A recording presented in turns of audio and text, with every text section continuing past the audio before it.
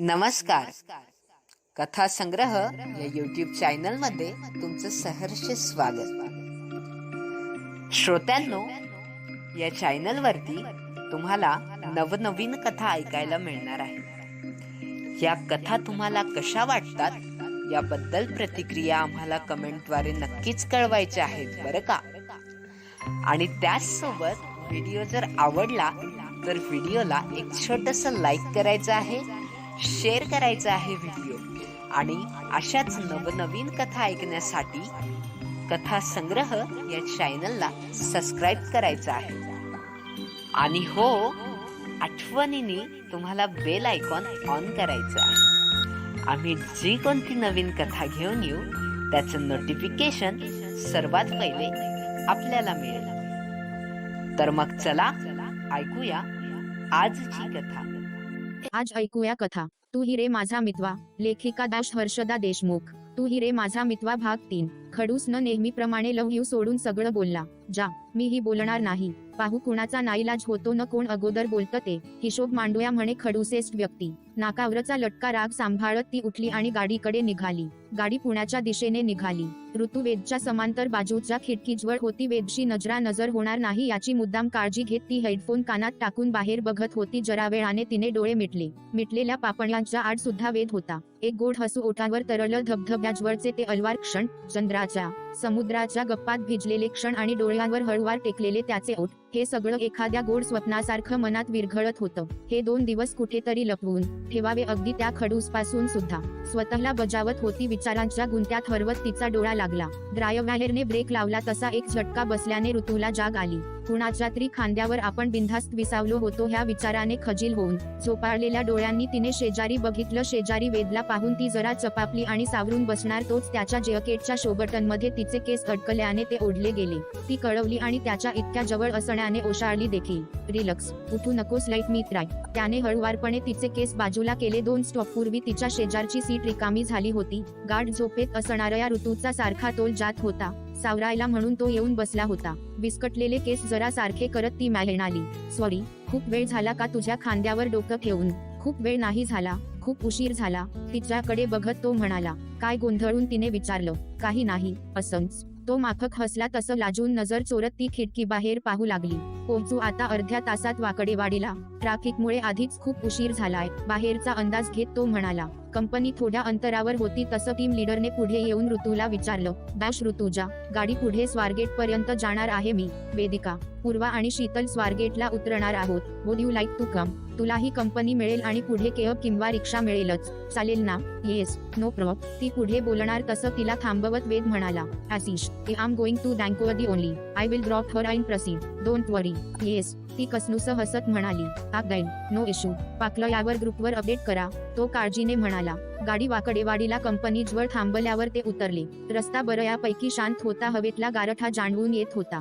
जरा अंग चोरून उभ्या असलेल्या ऋतूकडे त्याने पाहिलं आणि जॅकेट काढून तिच्या खांद्यावर ठेवत तो म्हणाला. खूप थंडी आहे. अशा वातावरणात कॉफी म्हणजे ब्लेस. कॉफीचा विषय निघताच बागेतला संदर्भ आठवून ती गोरीमोरी झाली. तोही जरा खजील झाला. मिस्टर इनामदार, तुम्हाला कोणी सांगितलं माझ्या वतीने बोलायला? मला न विचारता मनानेच सांगितलं. मी सोडणार म्हणून. पर्स आणि बॅग सावरत ती जरा रागातच म्हणाली. मग नाही म्हणायचं होतं, त्यात काय? तिच्याकडे दुर्लक्ष करून मोबाईलवर नंबर डायल करत तो म्हणाला आणि तो बोलायला बाजूला गेला. तो असं बाजूला जाऊन बोलत असल्यामुळे ती जरा चिडलीच. बाजूला जाऊन रेवाशी तर बोलत नसणार. तिला जरा शंका आली आणि चटकन राग नाकावर येऊन बसला. फोन झाल्यावर तिच्याजवळ येऊन थांबला. पर्सनल बोलून झालं असेल तर निघायचं का? मैत्रिणी वाट बघत असतील माझ्या, ती खणकारत म्हणाली. तिच्या रागातलं पजेसिव्ह बोलणं ऐकून त्याला हसू आलं.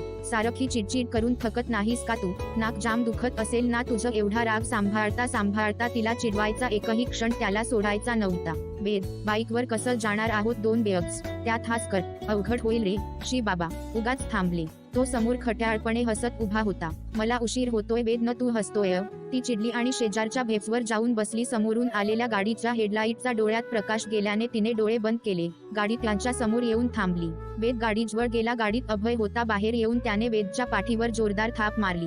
काय रायटर, पोहोचलो की नाही ऑन टाइम? उगाच काळजी करत असतोस साल्या. तुझा काय भरोसा? कंपनीमधून फोन आला की एक तास बोलत बसतोस. अजून उशीर झाला असताना तर ह्या मॅडमचा राग तुला माहित नाही. ऋतू उठून त्यांच्या जवळ जवळ आली. वेद ओळख करून देणार तोच अभय स्वतः येऊन पुढे आला. हेलो, आय एम अभय, वेदचा रूमी फ्रेंड, बिग ब्रो. अजून काय रे, अभय हसत म्हणाला. Hi, I am Rutuj, his colleague. Yes, of course, ask me. आपण प्रत्यक्ष भेटलो नसलो तरी रूममध्ये तुझ्या नावाचा सारखा जप असतो. आणि तो पुढे बोलणार तसं त्याला थांबवत त्याचा हात दाबत वेद म्हणाला. अभ्या, तुला काहीतरी अर्जंट काम होतं ना साल्या? ही घे बाईकची चावी, तिथे पार्किंगला गाडी आहे आणि फोर व्हीलरची दे मला. उशीर झालाय खूप. ओके, जातोय, तू सुद्धा लवकर ये, जेवायला थांबलोय मी. चलो ऋतुजा, भेटू पुन्हा. बाय. त्याने निरोप घेतला आणि तो निघाला. बाय. ऋतुजाही गोड हसली.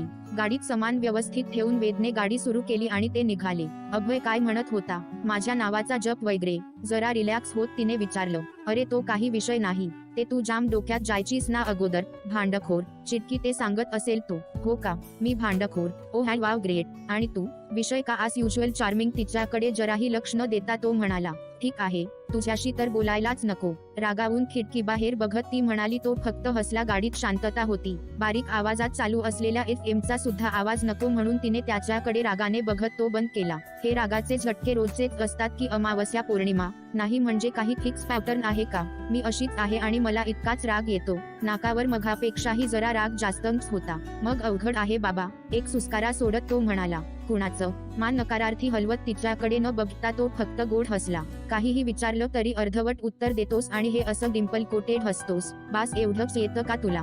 युजुअली सुंदर मुलगी सोबत असेल तर दोनच प्रकारे उत्तर द्यायचं टाळता येतं, एक तर हसून किंवा किस करून. मी बाय डिफॉल्ट हसायचं प्रेफर करतो. सेकंड ऑप्शन ट्राय केलं नाहीये अजून. तू म्हणत असशील तर सेकंड ऑप्शन आवडेल मला वापरायला. एवढं बोलून तो खळखळून हसला. ती लाजेने गोरीमोरी झाली. मला आता खरंच काही बोलायचं नाहीये. डोळे बंद करून ती टेकून बसली. तिने डोळे उघडले ते थेट गाडी थांबल्यावरच. आता बऱ्यापैकी सामसूम होती. बिल्डिंग खाली तिची वाट बघत तनू आणि प्रिया अगोदरच येऊन थांबल्या होत्या. ऋतूला वेदसोबत बघायला त्याही अगदी आतुर झाल्या होत्या. तिने गाडीतून बाहेर येऊन दोघींना घट्ट मिठी मारली. चेहऱ्यावर लाजरं हसू मावत नव्हतं. गाडी व्यवस्थित पार्क करून वेदही आला. हाय हाय, तुला पुन्हा एकदा हिला इथे सोडायची तसदी घ्यावी लागली ना? बोलता बोलता तनूने ऋतूला एक टपली मारली. ये हेलो, मी नाही म्हटलं त्याला मला सोडायला ये म्हणून? तोच आला बळजबरी. इट्स ओके, माझ्याही मायग्रेनच्या टॅबलेट अशाच पडून होत्या. म्हटलं आज संपवून टाकू म्हणून हिला सोडायला आलो. त्याच्या ह्या विनोदावर तनू आणि प्रिया खळखळून हसल्या. ऋतू मात्र वैतागली. अगं, माझ्या मैत्रिणी आहात ना, हसताय काय? And mister Ved, you just shut up. थोड्या गप्पा झाल्यावर तो जायला निघाला. चलो, यू हॅव टू गो, खूप उशीर झालाय. चेहऱ्यावरची नाराजी लपवायचा प्रयत्न करत तो म्हणाला. ऋतूला सोडून जाणं खरं तर त्याला खूप जीवावर आलं होतं. ठीके, बोलण्यात जरी नसला तरी तिच्या डोळ्यात स्पष्ट नकार दिसत होता. Okay then, bye, good night. शेजारी तनू आणि प्रिया असल्याने थोडं फॉर्मल होत तो म्हणाला. तनू, तुला प्रेझेंटेशन बनवायचं होतं ना? चल बाय वेद, आम्ही निघतो. त्याची ही परिस्थिती ओळखून प्रिया म्हणाली. नाही ग, थांबूया ना. वेद गेला की मग जाऊया. त्या दोघांची मजा घ्यायला म्हणून हसू दाबत तनू म्हणाली. ऋतूने रागाने तिच्याकडे बघितलं. तसं हसत तनू म्हणाली. ओके, आम्ही वर जातोय, ये लवकर. बाय वेद, भेटू पुन्हा. त्यानेही हसत त्यांना निरोप दिला. जरा वेळ शांततेत गेला. दोघेही बोलले नाही की एकमेकांकडे बघितलं नाही. एक दीर्घ श्वास घेऊन मग तीच म्हणाली. हे असं साधारण किती वेळ उभं राहायचं मला? तुला नक्की काही बोलायचं नाहीये? त्याने मिश्किलपणे हसत मानेनेच नकार दिला.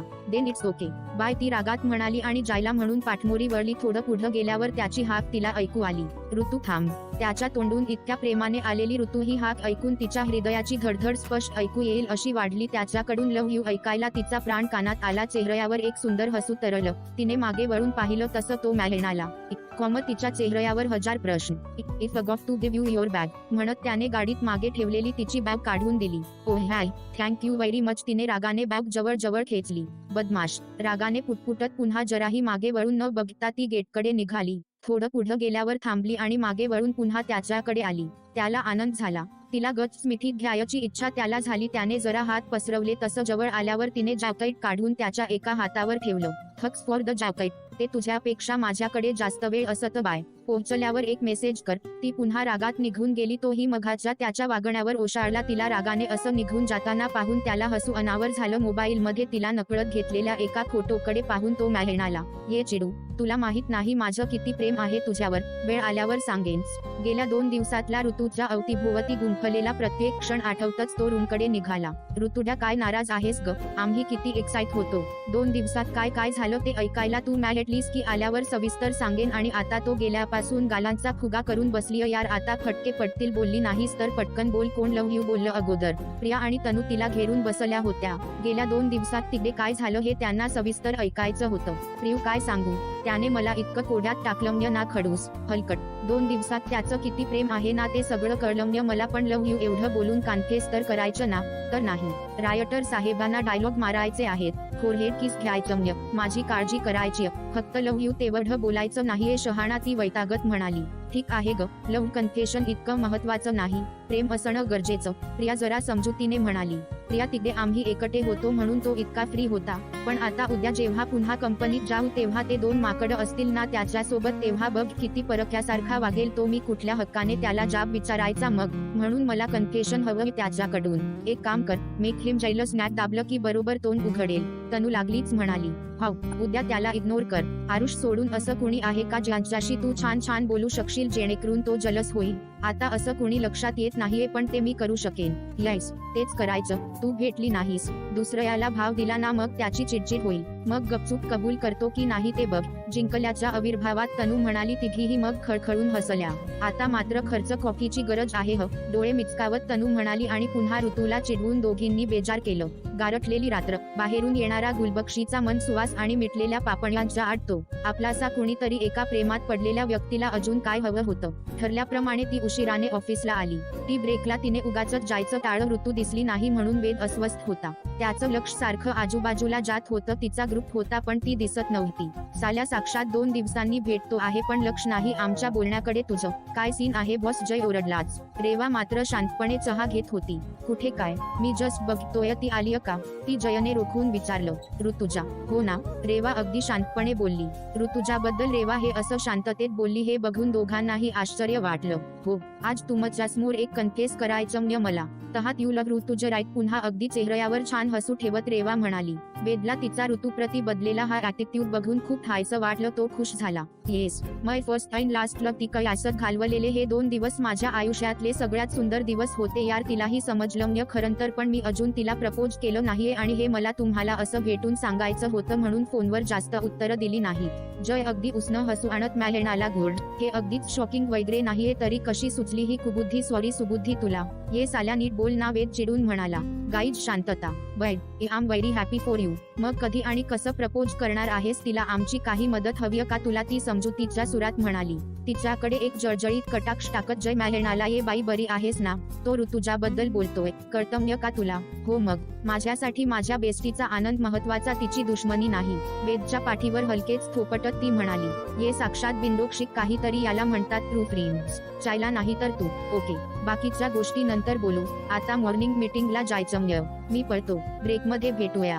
वेद पुन्हा एकदा गर्दी न्याहाळली पण ऋतू नव्हतीच. त्याने फोन बघितला. तिने अजूनही त्याचा मेसेज वाचलेला नव्हता. तो जरा नाराजीनेच निघाला. चला आपल्यालाही उशीर होईल मीटिंगला. रेवाही जायला निघाली तसं जय तिच्या सोबत निघाला. तू बरी आहेस ना रेवा? म्हणजे डोक्यावर परिणाम तर झाला नाहीये ना? तुला आनंद झाला? वेद जे काही बोलला त्याचा त्याने तिच्याकडे पाहिले. तिच्या डोळ्यात पाणी दाटले होते. जय तुला काय वाटतं? मला त्रास झाला नाही. मी स्वतःवर कसा कंट्रोल ठेवला माझं मला माहीत. आता तिच्याविषयी चांगलं बोलून त्याचा ट्रस्ट मिळवणं महत्त्वाचं होतं आणि तू सुद्धा तेच करायचं समजलं. तिने डोळे पुसले आणि तरातरा निघून गेली. स्क्रिप्ट सबमिशन लांबल्याने लंच ब्रेकमध्ये रेवाला बोलावण्याच्या बहाण्याने ऋतूला भेटायचा प्लान हुकला म्हणून त्याची बेचैनी वाढत होती. ऑफिस सुटायच्या जरा 10 मिनिट अगोदर तो रेवाच्या सेक्शनला आला. रेवा सिस्टम ऑफ करून निघायच्या बेतात होती. अरे मी येतच होते खाली. तिने त्याच्याकडे पाहिलं. त्याची नजर ऋतूला शोधत होती. ती खोलवर दुखावली गेली.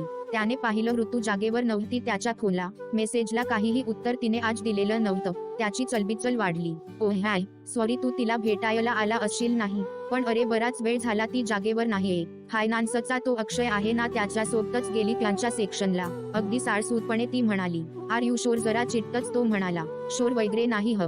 तू आज कन्फेस केलं, मी सपोर्ट केला म्हणून लगेच आज आमची मैत्री होईल हा विचार नको करू. फॉर गॉड्स सेक वेळ लागेल अजून पण मी पूर्ण प्रयत्न करेन. आणि आता राहिला ती कुठे गेली हे मला कसं माहीत हा प्रश्न. तर बराच वेळ तो इथे होता. त्याचं नव्या एहड बजेटवर डिस्कशन चालू होतं आणि मग थोड्या वेळाने माझ्या सेक्शनला जाऊया म्हणून तो तिला सोबत घेऊन गेला. इतकंच काय ते कळलं बाबा मला.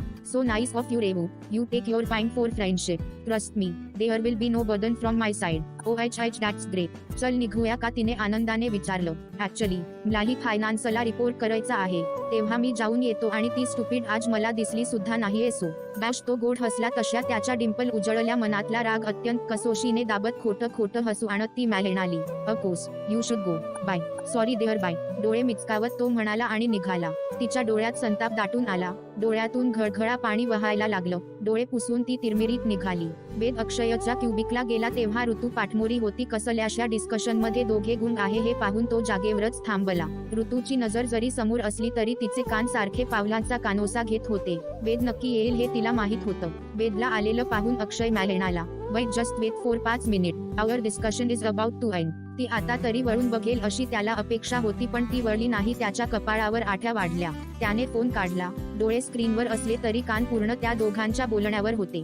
ऋतू अक्षयला विनवणी करत होती. अक्षय, नाही पॉसिबल इतक्या कमी बजेटमध्ये. माझ्या 2 तरी रिक्वायरमेंट टाक ना परचेस ऑर्डर मध्ये यार. वेदने समोर बघितलं. अक्षयने जरा पुढे होऊन तिच्या खांद्यावर हात ठेवला नि म्हणाला, यार विल ट्राय, बट शेवटी टीम लीडर म्हणेल तसं करूया ओके. त्यांच्या बोलण्याचा विषय पूर्णपणे फॉर्मल आहे हे माहीत असूनही अक्षयने तिच्या खांद्यावर हात ठेवला हे त्याला खटकलं. त्याला राग आला. वेदने मांडीवर ठेवलेली बॅग खाली पाडली. अक्षय दचकला, पण तिने तरीही मागे पाहिले नाही. जागेवरून अक्षयने विचारलं, वेद आपण तुझी परचेस ऑर्डर उद्या डिस्कस केली तर चालेल का? आता उशीर होईल. अरे थोडा वेळ, जास्त काही नाहीये माझ्या ऑर्डरमध्ये. वेदला तिला सोडून जायचं नव्हतं. अक्षय पुढे काही बोलणार तसं ती म्हणाली, माझं ऑलमोस्ट झालं डिस्कशन, तुम्ही कंटिन्यू करा, मी निघते, उशीर होईल. चालेल ना? ठीक आहे, बाकी डिटेल मेल करतो. Ved come, we will discuss your order quickly.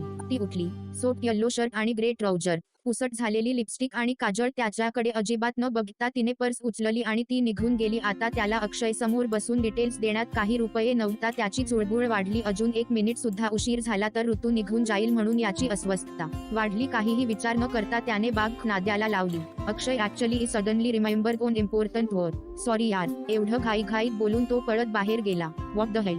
जाताना 2 वेळा भिंतीला जवळपास धडकलेल्या वेदकडे अक्षय आश्चर्याने पाहतच राहिला. वेद धावत पळत पार्किंग मध्ये आला. ऋतू हेल्मेट घालून निघायच्या बेतात होती. तो तिच्या गाडीजवळ आला आणि त्याने गाडीचं हँडल पकडून ठेवलं. त्याचा श्वास फुलला होता. गाडीची चावी ती फिरवणार तसं चावी सकट तिचा हात त्याने खेचला. आजूबाजूला बघत तिने तो ताकदीने सोडायचा प्रयत्न केला. लोक येत जात होते म्हणून त्याने पकड सैल केली आणि तिने हात खेचला. हा काय मूर्खपणा आहे. वेद हेल्मेट काढत ती रागात म्हणाली, माझा मूर्खपणा? तुझं काय चाललंय ऋतुजा? एका मेसेजला रिप्लाय नाही की माझा कॉल उचलला नाही. आताही अगदी ओळख नसल्यासारखी निघून आलीस. काय चालूये? त्याचा त्रासिक चेहरा पाहून तिने नजर चोरली.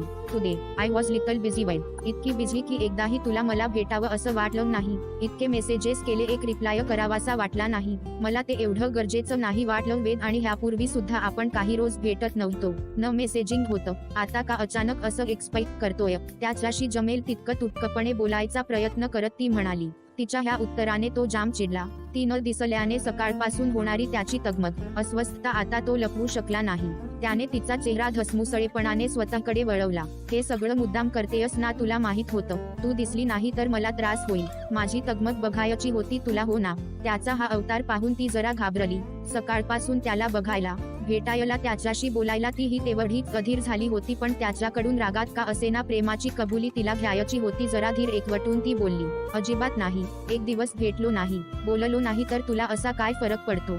त्याने तिला जरा दूर ढकललं. तिच्या डोळ्यात थेट बघत तो म्हणाला, is that so what I am trying to say since few days you are not really understanding. हा तुला कालच एक रिक्वेस्ट केली होती मी, जरा वेळ दे. पण नाही, तुला माझे पेशन्स ट्राय करायचे असतात यार. काय सांगू तुला, तू दिसली नाहीस की मला फरक पडतो. कारण संतापात त्याने गाडीच्या सीटवर हात आपटला. कारण तो काहीतरी बोलेले ह्या आशेने तिने थेट त्याच्या डोळ्यात पाहिलं. फगैटेत. तिची चावी संतापात तिच्या गाडीवर फेकत तो म्हणाला. त्याने रागात तिला बाजूला ढकललं आणि स्वतःची गाडी बाजूला काढून तो वेगात निघून गेला. स्वतःच्या मूर्खपणाला दोष देत ती तशीच उभी होती. कितीतरी वेळ. Smiling face with open mouth, smiling face with open mouth, smiling face with open mouth, smiling face with open mouth. नमस्कार. ही कथा आपण ऐकत आहात कथा संग्रह या YouTube चॅनलवरती. ही कथा आपल्याला कशी वाटली ते आम्हाला कमेंट्सद्वारे नक्की कळवा. व्हिडिओला लाईक करा, कमेंट करा, शेअर करा आणि चॅनलला सबस्क्राईब करायला विसरू नका. धन्यवाद. नृत्या हे स्वतःवर उपकार केल्यासारखं काय एवढंसं जेवलीस ग आणि 1000 वेळा फोन चेक केलास तरी काही बदल होणार नाहीये आता. तो तुझा मेसेज ही वाचणार नाही की स्वतःहून तुला फोन करणार नाही. त्यापेक्षा तू झोप बरं. प्रिया ऋतूची अस्वस्थता जाणून होती. प्रियू अजूनही फोन बंद येतोय ग, खूप काळजी वाटते. रडवेली होत ती म्हणाली. नको काळजी करू, उद्या त्याला सरळ सॉरी म्हण आणि काही प्लॅन नको करायला आता. वाट पाहूया. तो जेव्हा बोलेले तेव्हा तनू सुद्धा तिला सल्ला देऊन आपण चूक केली ह्या विचारात होती. झोपा तुम्ही दोघीही, मी जरा वेळ गॅलरीत बसते, बघते फोन लागतो का ते. ऋतू तिच्या आवडत्या खुर्चीवर विसावली. समोर वारयाने हळूवार हलणाऱ्या गुलबक्षीच्या फुलांकडे बघून तिच्या डोळ्यात उगाच पाणी आलं. वेदला मुद्दाम त्रास दिल्याची अपराधीपणाची भावना अजून सतावू लागली. वेद सॉरी, खूप खूप सॉरी रे, मला नव्हता तुला असा त्रास द्यायचा, पण कधी एकदाच तू प्रेम आहे हे मान्य करतोय असं झालं. मला खूप बदली रे मी तुझ्या प्रेमात पडल्यापासून. बिनधास्त असणारी मी केव्हा एवढी हळवी झाले हे माझं मलाच कळलं नाही. तुझ्याशिवाय दुसरं काही सुचत पण तर नाही. तुझा वेळ, तुझं हसणं, चिडणं आणि डिंपल सुद्धा सगळं फक्त माझ्यासाठी असावं असं वाटतं. खरं सांगू का, खूप पजेसिव्ह झालेय तुझ्यासाठी. आताशा तू सतत आसपास असावा असंच वाटतं. माझाच असावा असं वाटतं म्हणून असले बालिश उद्योग करत असते. पण तू आहेस ना मच्युअर्ड, मग का नाही समजून घे. तुला एक दिवस सुद्धा टाळणं किती अवघड आहे कळलं मला. त्या दिवशी तू माझ्या पापण्यांवर हलकेच ओठ टेकवून निघून गेलास, पण 2 क्षणांनी माझ्या झोपेला नजरबंदी केली आणि वर गुलाबी स्वप्नाचा पहारा. याची तुला शिक्षा नको का रे. तिचे डोळे भरून आले. त्याच्या सोबत घालवलेला एक क्षण डोळ्यातून उतरून गालावर विसावत होता. तिने शेवटचा एकदा फोन ट्राय केला, अजूनही स्विच ऑफ होता. उद्या सर्वात अगोदर ह्या बालिशपणाबद्दल त्याला सॉरी म्हणायचं आणि आता त्याला अजिबात त्रास द्यायचा नाही असं काहीबाही ठरवत हताश होऊन झोपायला गेली. आज ती ऑफिसला नेहमीपेक्षा खूप लवकर आली. गाडी पार्क करून तिथेच त्याची वाट बघत उभी राहिली. त्याला बघायची आतुरता मिनिटागणिक वाढत होती. फ्लोरल व्हाईट शोर कुर्ता, ब्लू डेनिम, हलकासा मेकअप करून अगदी त्याच्यासाठी म्हणून छान तयार होऊन आली होती. थोड्या वेळाने ऑफिसला येणाऱ्या गाड्यांची वर्दळ वाढली आणि पंचिंग टाइम झाला तरी अजून वेद आलेला नव्हता. ती जरा नाखुशीनेच वर गेली. पंचिंग करून थेट वेदच्या सेक्शनकडे निघाली. कदाचित त्याने गाडी आणली नसेल, कदाचित चिडलेला आहे म्हणून मला टाळून मुद्दाम दुसऱ्या विंग मधून आला असेल. अशा सगळ्या शक्यता विचारात घेऊन ती निघाली. वेद त्याच्या जागेवर नव्हता. त्याच्या क्युबिकला शेजारी बसणाऱ्या सौरभला तिने जरा चाचरत विचारलं, वेद आला नाही का अजून, की आउटडोर आहे आज? काही माहिती आहे? त्याने आजची लिव्ह टाकलीये. मी आत्ताच शेड्यूलर बघितलं. त्याचं तसं काही ठरलं नव्हतं ऍक्च्युली, कारण आज एका स्क्रिप्टवर त्याचं प्रीचिंग होतं. मे बी अर्जन्सी असेल काही. आता 2 दिवस हॉलिडे, म्हणजे सलग 3 दिवसांची लंबी सुट्टी मारली हिरोने. सौरभने हसत म्हटलं. तीही उगाच माफक हसून थँक्यू म्हणून बाहेर आली. केव्हापासून होणारी घालमेल आता चेहऱ्यावर जाणवायला लागली. जय आणि रेवाशी तर नक्कीच त्याचं बोलणं झालं असेल म्हणून ती टी सेक्शनला गेली. अपेक्षेप्रमाणे ते दोघेही तिथे होते. ती त्यांच्या समोर येऊन थांबली. एक्सक्यूज मी गाईज, थोडं डिस्टर्ब करू का? तिने जरा नरमाईने विचारलं. नको, जय कुत्सितपणे हसत म्हणाला. ऋतूच्या चेहऱ्यावरचा रंगच उडाला. जय काहीही काय बोलतोस, शांत बस. रेवाने त्याला गप्प केलं. जयकडे दुर्लक्ष करत ऋतू म्हणाली, रेवा कालपासून वेदशी कॉन्टॅक्ट होत नाहीये. तुम्हाला माहित आहे का तो कुठे गेलाय? त्याने सुट्टी टाकलीये आजची. ती घाईघाईने म्हणाली. काल घरी पोहोचले तेव्हा त्याचा मेसेज होता आम्हाला की उद्या सुट्टी टाकतोय, काम आहे महत्वाचं. मीही रात्री फोन ट्राय केला होता, स्विच ऑफ होता. मे बी स्क्रिप्ट संदर्भात असेल काही. रेवा शांततेत म्हणाली. अच्छा, कुठे जाऊ शकतो तो? असा फोन बंद करून तिची काळजी प्रत्येक वाक्यागणिक वाढताना दिसत होती. हे साक्षात तुला माहित हवं ना? तिला काय विचारते? त्याच्या मनातला कडवटपणा त्याच्या शब्दांमध्ये उतरत होता. हे बघ, त्याचा मूड ठीक नसला ना की तो असाच फोन बंद ठेवतो. वेदला वर्षानुवर्षे ओळखत असल्याचा आविर्भाव आणत रेवा बोलली. रेवा वेदशी दाखवत असलेल्या सलगीने ती कुठेतरी खोल दुखावली गेली. ऋतूचा गोड चेहऱ्यावरचा रंग उडालेला पाहून रेवा सुखावली. थँक्स. ऋतूने त्यांचा निरोप घेतला आणि ती जागेवर निघाली. तिचं आज कामात लक्ष लागत नव्हतं. अचानकपणे वेद समोर यावा एवढाच ध्यास तिच्या मानाने घेतला होता. एरवी कामात सहज निघून जाणारा दिवस आज अगदी जड पावलांनी पुढे जात होता. लंच ब्रेकला कॅन्टीनमध्ये जायची तिची अजिबात इच्छा नव्हती. बराच वेळ डेस्कवर डोकं टेकून तशीच बसून होती. डेस्कवर कुणीतरी नॉक केलेलं ऐकून तिने मान वर केली. समोर आरुष होता. हॅलो, जेवली नाहीस का? तो शेजारची खुर्ची ओढवून तिच्यासमोर बसला. भूक नाहीये ऍक्च्युली. ती शक्य तेवढी नॉर्मल प्रतिक्रिया देण्याचा प्रयत्न करत होती. काय आता वेदसोबत भांडण न होता चांगली केमिस्ट्री जुळतेय वाटतं? त्याच्या प्रश्नाचा रोख समजून ती बिचकली. तिने जरा रागात त्याच्याकडे बघितल्यावर सारवासारव करत तो म्हणाला, दाशिमीन कामाच्या बाबतीत चांगली केमिस्ट्री जुळतेय रेवा, त्याच्यासोबत असताना कुठल्या इतर केमिस्ट्री बाबत मी बोलेन का? त्याच्या बोलण्यातल्या खवचटपणाकडे दुर्लक्ष करत तिने शांतपणे त्याला एक स्माईल दिलं आणि ती डेस्कवरच्या फाईल्स उगाच चाळायला लागली. काय सध्या फॉर बिझी असतेस? मेसेजला रिप्लाय नसतो म्हणून म्हटलं स्वतः भेटावं. त्यात बेंदेवाडीच्या प्रोजेक्टमध्ये तर तुझं खूप कौतुक झालं, पर्सनली कंग्रॅट्स करावं म्हणून आलो. त्याने हात पुढे केला. तिने जरा नाखुशीने हात मिळवला. तो तसाच हात धरून ठेवायच्या प्रयत्नांत दिसल्याने तिने हात जरा खेचलाच. थँक्स, ती जुजबी हसली. आग बाय, टेक केअर, तो जाता जाता म्हणाला. उत्तरादाखल एक नाटकी स्माईल देऊन तिने पुन्हा फाईलमध्ये लक्ष घातलं. तिचा हात आरुषच्या हातात असतानाच लंच आटोपून समोरून जय आणि रेवा येत होते. जयच्या बेरकी नजरेतून ते निसटलं नाही.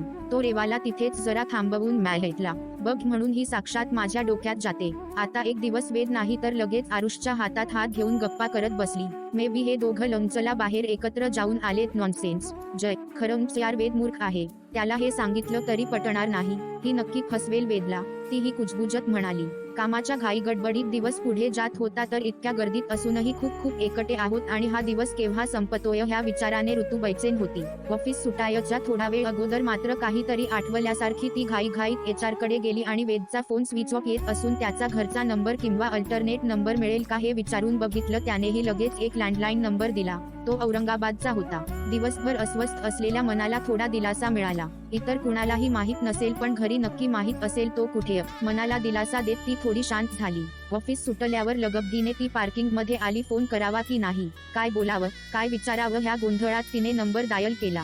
दादू, मला अजूनही डाऊट येतोय की तू काल इतक्या रात्री न सांगता असा अचानक कसा आलास आणि फोन बंद करून बसला आहेस. आई बाबा घरी नाहीये तोपर्यंत सांग लवकर. बॉस, सीन क्या है? वेदच्या हातात कॉफीचा कप देत आर्या म्हणाली. आरू, गप ना, केव्हापासून त्रास देतेय? सीन वगैरे काय? आणि तो वैतागत म्हणाला. दादू कुणाशी भांडून आलाय, बोल गपचूप. त्याचा पिच्छा पुरवत ती म्हणाली. आज तू कंपल्सरी फटके खाणार आहेस आरू, तो आवाज चढवत म्हणाला. ये दिलदा मामला है, जरा समजा करो. ती मुद्दाम मोठ्याने गुणगुणत बसली.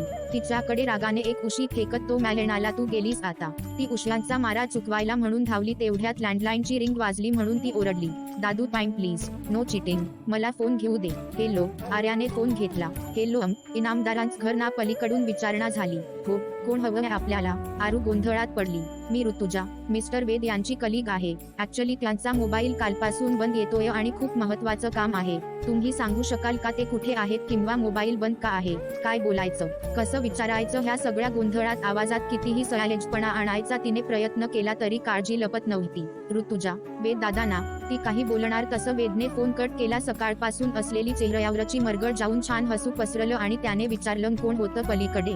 ऋतुजा, म्हणून तुझी कलीग होती कुणी? काय झालं, कट का केलास? तिला काहीच कळत नव्हतं. कलीग वगैरे सोड, वाहिनी आहे तुझी.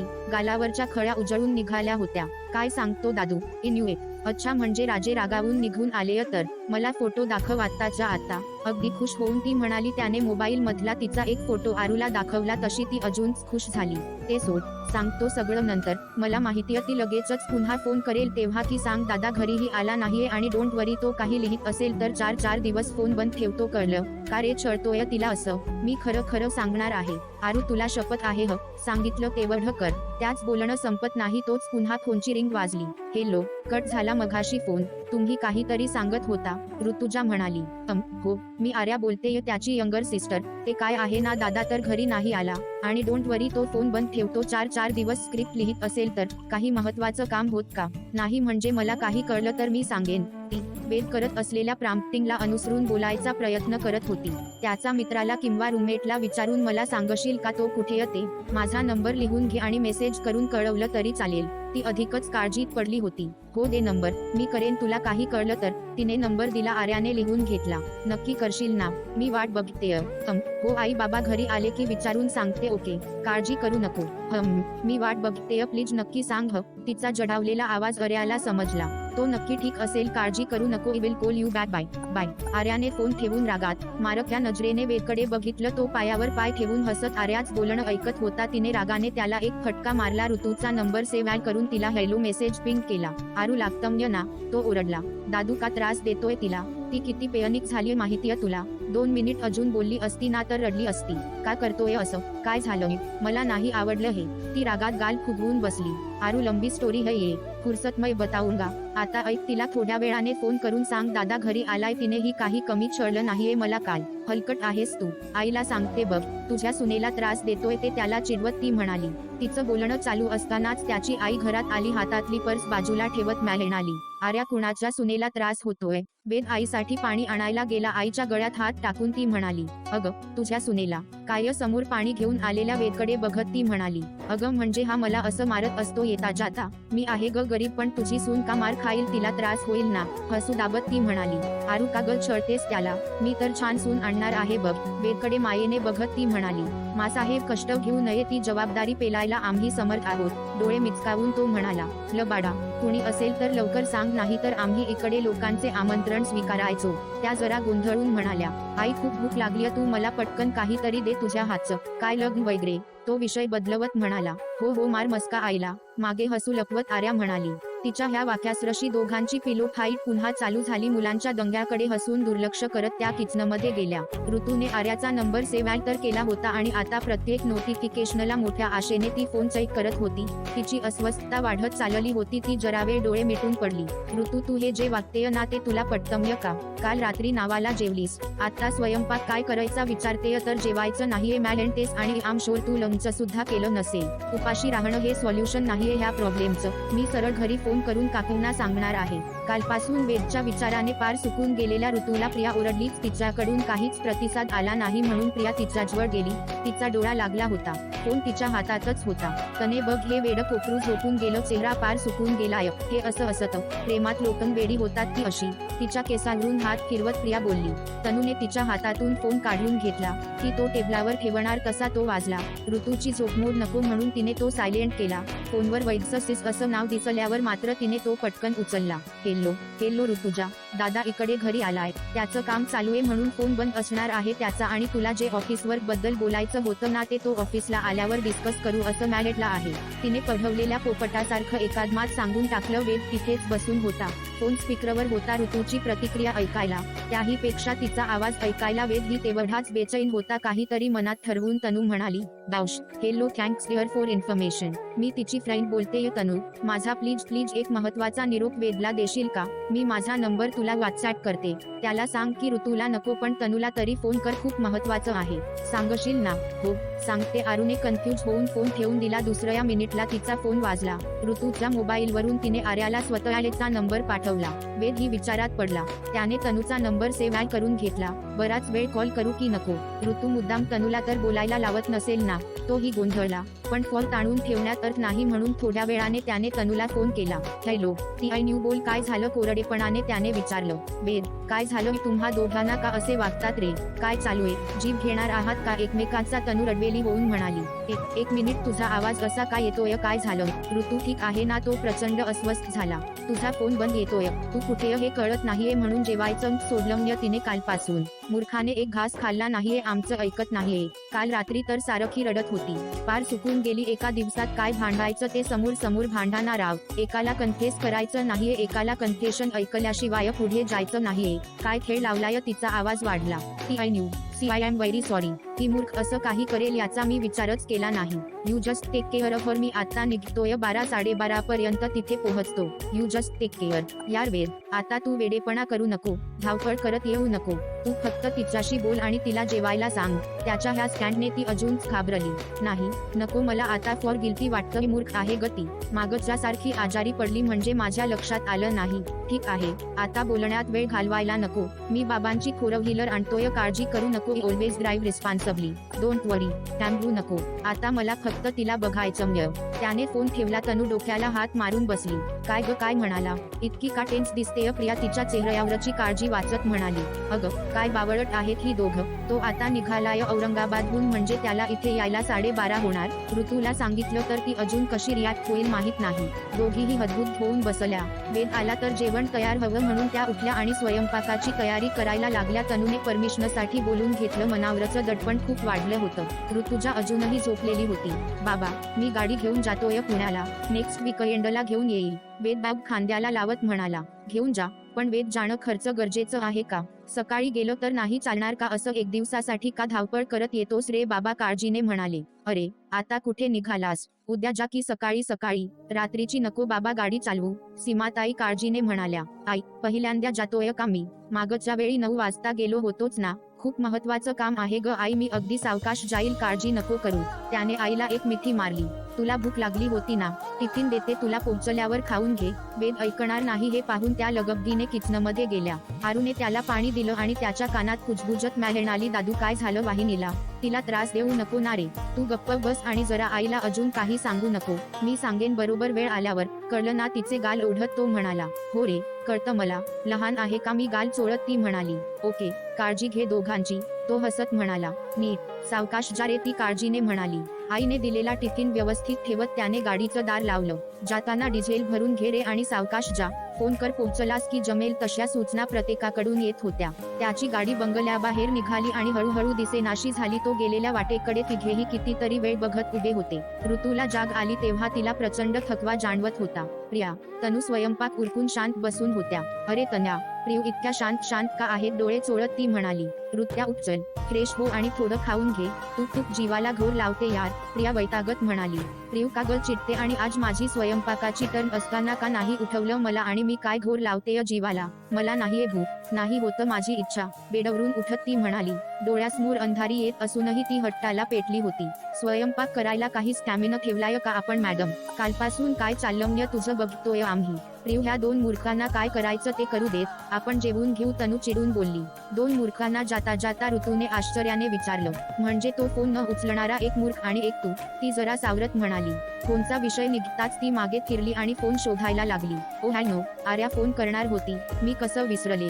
तिने घाईघाईत फोन चेक केला. आर्याची कॉल हिस्टरी तनूने डिलीट केली होती. ती नाराज झाली. तिने फोन बेडवर फेकला. तनू आणि प्रिया जेवण करून आवरून गॅलरीत येऊन बसल्या. ऋतू पोटाशी पाय दुमडून तिच्या झोपाळ्यावर बसली होती. आता नाही का त्याचा फोन ट्राय करणार? तनू तिला चिडवायला म्हणाली. नाही, जाऊ दे, ठीक असेल तो, त्याला काळजी नाही जराही.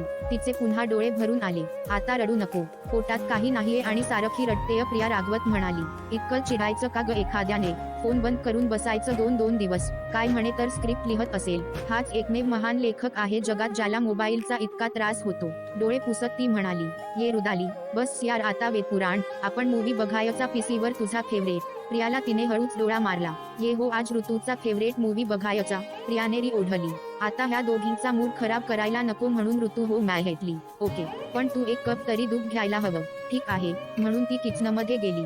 तनूने पीसी ऑन केला. बरं कुठला बघायचाय तुला सांग. कहो ना प्यार है, ती एकदम बोलून गेली आणि मग जीभ चावत तिने दोघींकडे बघितलं. ही काही सुधारणार नाही म्हणून दोघींना खळखळून हसू आलं.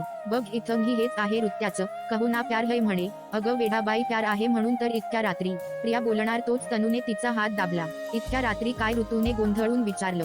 आमचं प्रेम आहे म्हणून इतक्या रात्री हा ऐतिहासिक काळातला पिक्चर बघतोय न तुझ्यासोबत, तनू सावरत म्हणाली. मूव्ही सुरू होता. ऋतिकच्या जागी वेदला इमॅजिन करत ऋतू स्वतःच लाजत होती. साधारण 12च्या सुमारास तनूचा फोन वाजला. ती आतल्या बेडरूम मध्ये गेली. हेलो तनू, मी पोहोचतोय 1-15 मिनिटांत. नक्की काही प्रॉब्लेम नाही ना? तिला समोर बसवून जेवायला सांगेन आणि मग जाईन. 1-अर्धा तास कट. इजिक आकाश त्यांच्या रूमवर यायला ऑकवर्ड होत असल्याने त्याला काही सुचत नव्हतं. वेद बिनधास्त ये. सोसायटीमध्ये 3 लिव्हिंगचे कपल आहेत ऑलरेडी, तसा काही प्रॉब्लेम नाहीये इथे. आपला फोन झाल्यावर मी लगेच परमिशन घेतली आणि खाली नाईट वॉचमनलाही सांगून ठेवलं, तो डिटेल्स मागेल, बायोमेट्रिक घेईल, ते देऊन एंट्री कर, डोंट वरी. आलोच. सॉरी तुम्हाला डिस्टर्ब करतोय. आम्ही तर झोपतोय. काय बोलायचं भांडायचं ते तुमचं तुम्हीच बघा, ती हसत म्हणाली. ओके चल आलोच. तनू बाहेर आली. प्रियाला हळूच इशारा केला. ये यार, खूप बोर होतंय, झोप येते. चल मी जाते झोपायला आत. तुला मूव्ही बघायचाय तर बघ. आवाज आणि ह्या लाईटने मला पण इथे झोप येणार नाही, तेव्हा मी सुद्धा जाते. ये काय यार, थोडा तर राहिलाय. थांबा न, ऋतूने हट्टाने म्हणाली. ये नाही. आणि अगं ऐक, समोरच्या प्रेरणाचा फोन होता. काल घेतलेलं माझं चार्जर द्यायला येतेय ती, तेवढं कलेक्ट कर प्लीज. मला फॉर झोप येतेय. डनडा. चार्जर आता इतक्या रात्री? सोनं लागलं का त्याला? व्हॉट रबिश, ऋतू गोंधळली. माझं फेवरेट चार्जर आहे ते, कलेक्ट कर. इतकं पण करणार नाहीस का? मला खूप झोप आलीय यार, बाय, गुड नाईट. तनून प्रिया आत निघून गेल्या. पाठोपाठ लेअरचा आवाज झाला. चार्जर पण फेवरेट असतं का? काय मैत्रिणी आहे राव. इतर वेळी आतली बेडरूम आवडतं नाही कुणाला. भांडणं होतात आत कोण झोपणार यावरून, आणि आज मला ह्यांची गरज आहे तर ह्यांना झोप येतेय काही कळतं की नाही. आणि चार्जर मध्यरात्री इतकं विअर्ड काय वागत आहे सगळे माझ्याशी. तिच्या डोळ्यात पुन्हा पाणी दाटलं. जरा वेळाने बेल वाजली. ती दचकली. तिने आयहोलमधून बघायचा प्रयत्न केला पण नीट दिसत नव्हतं. तिने धडधडत मेन दरवाजा उघडला. सेफ्टी डोअरच्या बाहेर वेद होता. ती गोंधळली आणि तिने दरवाजा पटकन बंद केला. मला वेदचे काय भास होत आहेत? प्रेरणा वेदसारखी का दिसतेय यार? तिचं हृदय दुप्पट वेगाने धडधडायला लागलं. पुन्हा बेल वाजली. थरथरत्या हातांनी तिने मेन दरवाजा हळूच उघडला. सेफ्टी डोअरच्या बाहेर उभा असलेला वेदच मग ग्रिल समोर येत म्हणाला, दरवाजा उघड सोना, मीच आहे. ती स्तब्ध झाली. हात अधिकच थरथरायला लागले. ओठ जणू कोरडे पडले होते. तिने दरवाजा उघडला. वेद आत आला. तसं पुन्हा डोअर व्यवस्थितपणे लावून ती जागेवर खेळली. त्याने बॅग चेअरवर ठेवली. दोघेही समोरासमोर होते, नजरेला नजर भिडवून. त्याच्या नजरेत प्रेम, काळजी एकवटली होती तर तिच्या डोळ्यात राग, गोंधळ, आश्चर्य, आनंद, सगळंच. बोलत कुणीच नव्हतं पण डोळे काम चोख बजावत होते. तिने मोठ्या क्लचने केसवर बांधले होते. काही विस्कटून डोळ्यांवर येत होते. अंगावर पोल्का डॉट्स, पिंक टी आणि पायजमा. तो समोर होता. बराच वेळ गाडी चालवून येणारा थकवा चेहऱ्यावर जाणवत असला तरी तिला समोर पाहिल्यावरच समाधान, शांतता जाणवून येत होती. रागाने बघायचा काही विषय नाहीये. मी येणार हे तनुप्रियाला माहित होतं. आणि ऑल द वे औरंगाबादहून ड्राईव्ह करून आलेलो आहे. फक्त तू न जेवायचा मूर्खपणा करतेय म्हणून बोलायला सुरुवात करावी म्हणून तो बोलला. ती दाराला टेकून अजूनही गोंधळून उभी होती आणि तो तिच्या जवळ येणार तोच तिच्या डोळ्यात पाणी दाटलं. जडावलेल्या आवाजात पण प्रचंड रागात ती बोलली, एक सुद्धा पाऊल माझ्याकडे टाकू नको वेद. ओके, तू शांत राहा, ओरडू नको, कूल डाऊन प्लीज. तो जागेवर थांबला. समजतो काय रे तू स्वतःला? मी काही तास काय तुला इग्नोर केलं? तू तर अगदी ईर्षेने बदला घेतलास. मी बालिश आहे, मान्य आहे. सगळं कळत असूनही इन्सिक्युअर होते मी. तुला बोलतं करायचे फुलिश प्रयत्न करते. मी मूर्ख आहे असं समज. पण तू काय केलंस? नेहमीपेक्षा जोरात गाडी घेऊन गेलास. फोन बंद करून बसलास. रात्री जेव्हा जाग येईल तेव्हा तू फोन चालू केला असेल का? हे चेक करत होते वेड्यासारखं. मधूनच काहीही विचार यायचे. अज्ञाचा नंबर नाही, तुझ्या घरचा नंबर नाही. मी काय करायचं होतं सांग? ऑफिसला आले तर तू सुट्टी टाकलेली. मी सैरभैर झाले होते वेद. मी नाही अजून तुला पूर्ण ओळखत. तुला राग आल्यावर तू कसा वागू शकतो? कसा रिॲक्ट होतो? काय करू शकतो? मला नव्हतं माहित. मी खूप घाबरले होते. पण तुला काय त्याचं? तुला मी दिला त्यापेक्षा जास्त त्रास देण्यात इंटरेस्ट होता. ती मुसमुसत बोलत होती. तो समोर उभं राहून फक्त शांतपणे ऐकत होता. त्या आत झोपलेल्या दोघींना तर मी बघून घेईन किती नाटकं करतात. आणि तुला रात्री ड्राईव्ह करत यायची गरज होती का? सर्वांना काळीजत टाकायचं ठरवलं आहे का? बोल ना, मख्खासारखं काय उभा आहेस? ते मी तुला. तू गप्प बस, बोलू नकोस. तू नेहमी मला रडवतोस. ट्रेनिंगमध्ये मी भांडायचे त्याचा बदला घेतोस, बरोबर ना? बोल ना, आता का गप्प उभा आहेस? तेच सांगतोय. तू शांत बस. मला बोलायचं नाहीये तुझ्याशी. मी इतका वेळ बोलतेय, तुला काहीच नाही त्याचं. कारण तुला माहितीये मी मूर्ख आहे. तुझ्यासाठी पजेसिव्ह आहे. मला काही सुचत नाही तुझ्याशिवाय, हो ना? डनडा. ऐक. आधीच थकलेला असल्याने त्याचा आवाज क्षीण झाला होता. ऐक. काय ऐक? आता तुला समजलं चूक कुणाची आहे ते. 2 दिवसाचा त्याच्यावरचा राग किती काढू आणि किती नको असं तिला झालेलं. आता मात्र न राहून तो बळजबरीने पुढे आला. अगदी जवळ येऊन तिच्या ओठांवर बोट टेकवलं. शो. गप्प, एकदम गप्प. हो ठीक आहे, चुकलं माझं. म्हणून तर लगेच आलो ना. राहवलं गेलं नाही सोना. तू इतकी डिस्टर्ब झालीये हे ऐकून. काल रात्री चिडून बसने घरी निघून गेलो. थोडा तुलाही त्रास द्यावा म्हणून फोन बंद ठेवला. मला नव्हतं माहित तू इतकं टेन्शन घेशील. तनूने तुझ्याबद्दल सांगितलं तेव्हा सकाळी निघण्या इतकाही पेशन्स राहिला नाही आणि लगेच निघून आलो तुला सरप्राईज द्यायला. दूर हो, ह्याला सरप्राईज नाही, शुद्ध मूर्खपणा म्हणतात. तिने डोळे पुसले आणि दोन्ही हातांनी दूर ढकललं. तो थोडासा दूर झाला. त्याने कान पकडले. हळूच सॉरी म्हटलं. त्याचा तो क्यूटचा चेहरा बघून खरतर ती विरघळली पण नाटकीपणे तिने मानेनेच नकार दिला. डोळे पाणावले होते. त्याने हात पसरवले. कमहेवर. तिच्या आसवांचा बांध फुटला. तिने त्याला गच्च मिठी मारली. त्याच्या छातीवर डोकं ठेवून ती रडत राहिली. त्याने तिच्या डोक्यावरून हात फिरवला. हनुवटीला धरून तिचा चेहरा त्याच्या समोर केला. झालं रडून, बोलू जरा. नाही. हाताचा वेढा अधिकच गच्च करत ती म्हणाली. तिच्या गालावर आलेल्या केसांना त्याने हलकेच बाजूला केलं. तिच्या कपाळावर ओठ टेकवून हलकेच तिची मिठी सैल केली आणि नादियाला पकडून तिला समोर उभं केलं. आपण स्पेशली उद्या वेळ काढून अजून काही भांडायचं राहिलं असेल तर त्यासाठी भेटूया. पण आता जेवून घे. मला सुद्धा खूप भूक लागली आहे. इतक्या रात्री गाडी चालवून आलोय तुझ्यासोबत जेवायला. जा आणि एकच प्लेट आण आणि बॅग मधला टिफिन पण घे. तिने ताट वाढलं. त्याने पहिला घास तिला भरवला. हे क्षण संपूच नये असं तिला वाटत होतं. जेवण आटोपून तो जायला निघाला. नक्की जाऊ? तिचा हात हातात घेऊन तो म्हणाला. जा, उशीर होईल. ती हात सोडवायचा प्रयत्न करत म्हणाली. तसं तिला जरा स्वतःकडे खेचत तिच्या डोळ्यात बघत तो म्हणाला, अजूनही कन्फेशन दिलं नाहीये तू किंवा मी. आता मला गरज नाहीये त्याची. तिने लाजून नजर चोरली. पण आता मला एका गोष्टीची गरज आहे. कुठल्या? एक कॉफी प्लीज. अरे मग बस थोडा वेळ आण. ती बोलता बोलता थांबली. त्याच्या बोलण्याचा अर्थ कळून ती बावरली. गोरीमोरी झाली. तिने त्याच्याकडे पाहिलं. तो गालात हसला.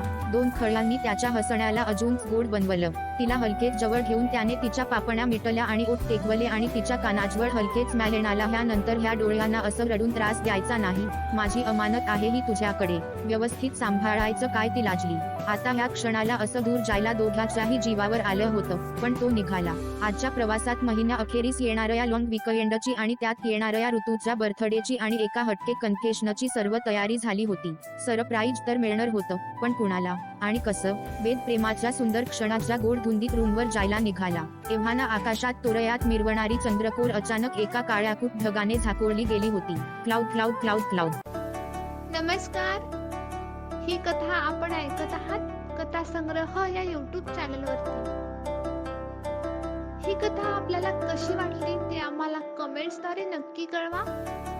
व्हिडिओला लाईक करा, कमेंट करा, शेअर करा आणि चॅनलला सबस्क्राईब करायला विसरू नका. धन्यवाद. हॅलो तनु, सॉरी त्रास देतोय थोडा. ऋतू उठलीय का?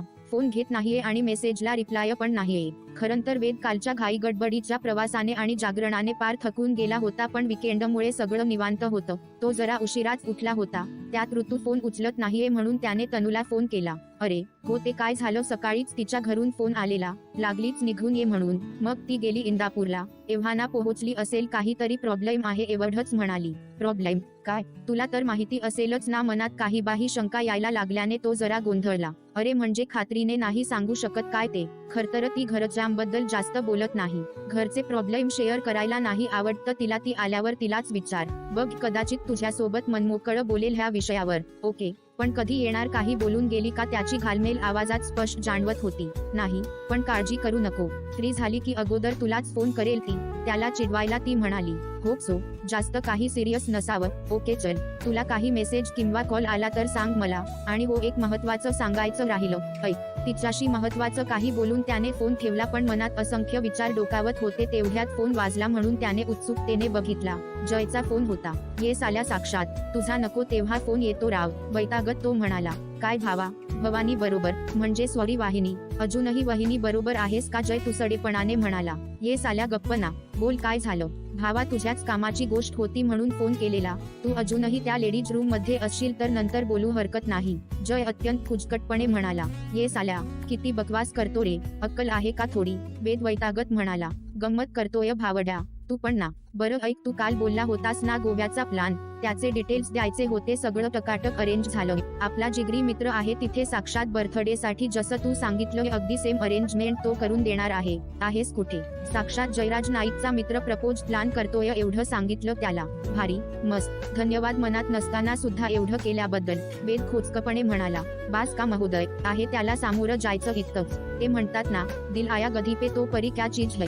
चायला साक्षात तू सुधारणार नाहीस. हा एक गोष्ट डोक्यात फिट बसव काय? तुला आता तिच्यावरचा राग सोडून तिच्याशी मनापासून मैत्री करायची आहे. शिक जरा रेवाकडून. तिला सगळ्यात जास्त प्रॉब्लेम होता, पण मला ऋतू आवडते म्हणून किती सेन्सिबली तिने तिचा राग बाजूला ठेवला आणि तू अजूनही तिला काहीही बोलतो. वेद जरा तिरमिरीत म्हणाला. ये भावा, तुझं प्रेम मान्य केलं म्हणून तर एवढी खास अरेंजमेंट केली ना. ते तुला उगाच चिडवायला म्हणत असतो रे मीटर. बरं ते सोड. तुझा आराम झाला असेल तर संध्याकाळी भेटायचं का? रेवाला विचारलं मी. ती रेडी आहे. अवघड आहे रे आज. का? 2 तास आमच्या सोबत घालवले तर काही प्रॉब्लेम होईल का? कुणाला कडवटपणे तो म्हणाला. साल्या, असं काही नाही. बरं चल भेटू. कुठे भेटायचं ते मेसेज कर. ओके. आ बॉस. फोन झाल्यावर त्याने मेसेजेस बघितले. ऋतूचा काहीच रिप्लाय नव्हता. त्याची घालमेल वाढली, पण तिच्या फोनची मेसेजची वाट बघण्याशिवाय काही पर्याय नाही म्हणून त्याने फोन बाजूला ठेवला आणि आवरायला घेतलं. वेदला फोन करण्याअगोदर. हॅलो रेवा, जय बोलतोय. जय, इतक्या सकाळी? काय झालं? अगं मेसेजेस नाही का वाचलेस तू माझे? अरे काल रात्री खूप पाहुणे होते घरात. रात्री उशिरापर्यंत गप्पा गोष्टी चाललेल्या. फोन बघितलाच नाही. बोल ना, काय झालं? अरे वेद घरी गेला होता काल, पण मॅडम त्याच्या आठवणीत वेड्या झाल्या होत्या म्हणून एका रात्री ड्राईव्ह करून पुण्यात आलेय साहेब. इतकंच नाही तर सरळ तिच्या रूमवर भेटायला गेला तो रोमिओ. इतका राग येतोय ना त्या नाटकी पोरीचा. चायला इतकं स्वार्थी कुणी असतं का? आठवण येतेय म्हणून रोना धोना अंग उसको बुलाना. जय, हे सगळं खरं आहे? जडावलेल्या आवाजात तिने विचारलं. रेवा, ये यार तू शांत हो. हे बघ, आपला वेद थोडा वेडा आहे हे माहितीय न आपल्याला. त्याला फक्त वठणीवर आणायचं हो ना. बोल. दीर्घ श्वास घेत ती म्हणाली, पण मनातून खूप दुखावली गेली होती. बरं ऐक, आपली जी ट्रेनी ट्रिप ठरतेय न मंथ एंडला, त्यात मॅडमचा वाढदिवस येतोय. तर महाशयांना अगदी हटके स्टाईलने त्या नौटंकीला प्रपोज करायचं म्हणून मला फोन केलेला माझा तो मित्र आहे न गोव्याचा, ज्याने बुकिंग वगैरे केलं. त्याला काही अरेंजमेंट करायला सांगितलं. भाऊ एकदम फॉर्ममध्ये आहे. मग मी माझं येणं कॅन्सल करतेय जय. मी नाही येणार हा प्रपोजचा तमाशा पाहायला. जय, सगळं संपलं रे. आता आपण काहीच करू शकत नाही. तो माझा कधीच होऊ शकणार नव्हता, तर देवाने का त्याला माझ्या आयुष्यात आणलं रे. ती आता मात्र रडणं थांबवू शकली नाही. रेवा, ऐक ना, प्लीज रडू नको ग. मी तुला असं रडवायला फोन केलेला नाहीये. अगदी आपल्याला पॉसिबल होईल तोपर्यंत आपण त्याला तिच्यापासून वाचवायचा प्रयत्न करू शकतोच ना. तुझं खरं अगदी मनापासून प्रेम आहे ना, मग असं गिव्हअप नाही करायचं. आपलं मागेच ठरलं आहे ना, बाय हुक ओर क्रूक तिला दूर करायचं. मी कायम सोबत आहे तुझ्या. प्लीज रडू नको. आता खरी गंमत ऐक. एक तर माझ्याकडे ट्रिपची अरेंजमेंट देऊन वेदने लई भारी काम केलं. आता तुला फक्त मी सांगतो तसं वागायचं.